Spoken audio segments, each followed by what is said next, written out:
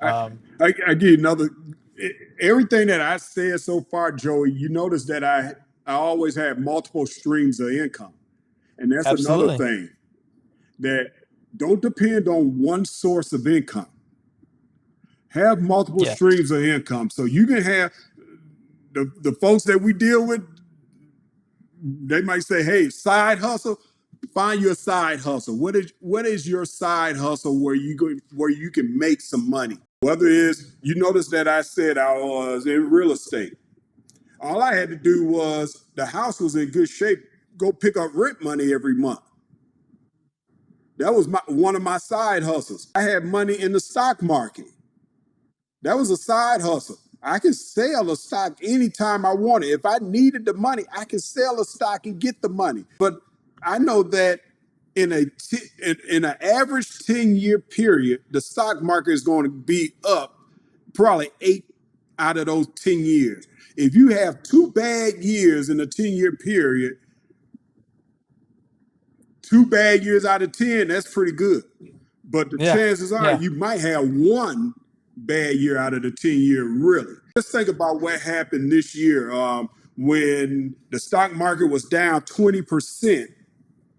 Everybody, I had individuals reaching out to me talking about, I'm going to sell my portfolio look bad and it is down 20%. I said, leave it alone.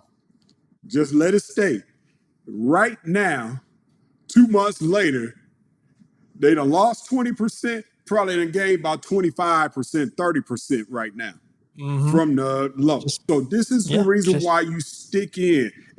Don't, and this goes back to something else that I'm gonna say for young folks. Think long term and not short term. So a lot of the yes. young Which is folks, we are in a community now where we always think about how can I get something fast. hmm yeah. We get on the internet, we want something just like that. When you start dealing with finances, think long term and not short term. It's not going to be instant gratification. You invest in the stock market, you're not going to make a bunch of money right off the bat. There might be, Right. you might invest in if you might invest it in the next month, you might lose 5 or 10%, which is fine.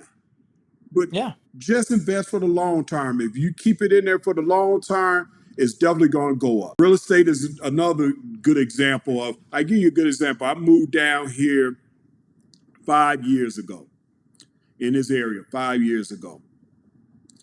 My house has appreciated probably about $400,000 since I've been here in five Ooh. years. That's something that I haven't did anything but live. I gotta live. I need a roof over my head. So if I'm gonna live, why not pay my own mortgage where I know I see an end where it's gonna eventually be no mortgage and before I retire, the house be paid off. But this asset Which is is appreciating in value.